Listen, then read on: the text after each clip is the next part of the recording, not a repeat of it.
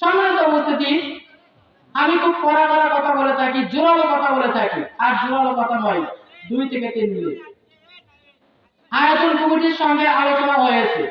গতবার এই মঞ্চে আমি খুব উচ্চ আওয়াজে বলেছিলাম, বিষয়টা কি? বিষয়টা হচ্ছে মাহফিল কেন্দ্রিক বাংলাদেশে একটা মেলা চলে, এটা সম্পূর্ণ হারাম। কয়েকটি কারণ।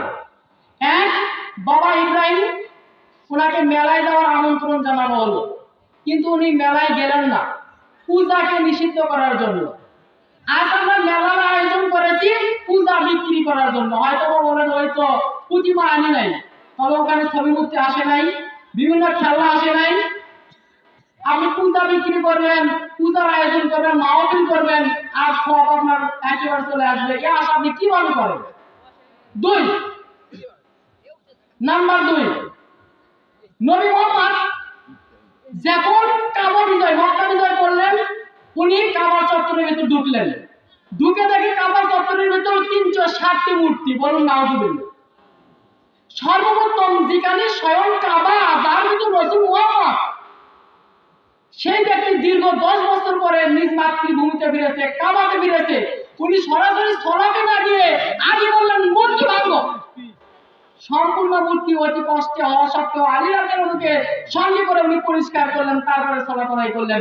আর আপনি মূর্তি বিক্রির ব্যবস্থা করে দিয়ে এসেছেন, সওয়াব একেবারে গাছের গোটা। নাম্বার 3, কাফেরদের সবচেয়ে বড় কাজ হচ্ছে যেখানে কোরআন এবং হাদিসের কথা হবে ওখানে যায় হট্টগোল বাজার। আজ আপনি এখানে ওয়াজ মাহফিল কয়েকদিন ধরে প্রচার, এত পরিশ্রম করে মানুষ যে কয়টা পেয়েছেন এর সাথে কয়েক গুণ মানুষ ওই জায়গায় আছে।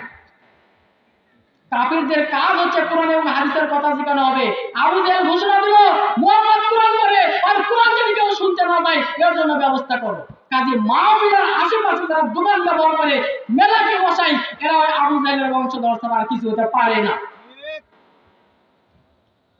সাবধান। আসি নাম্বার 4, হালাল রুজি। ফরজ সালাত আদায় করার পর হালাল রুজি রোজগার করাও ফরজ।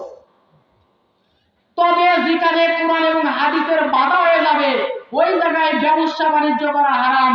পবিত্র কোরআনে ব্যবসাকে হারাম করা হয়েছে, সুদকে হারাম করা হয়েছে, তবে কোরআন হাদিসের বাধা হবে এমন জায়গায় ব্যবসা করা হারাম। সম্মানিত উপস্থিতি, বাংলাদেশে আনাচে কানাচে কোন জায়গায় যেন এই বেদবিটা না হয়, মাহফিল কেন্দ্রিক যেন কোনো মেলা বসানো না হয়।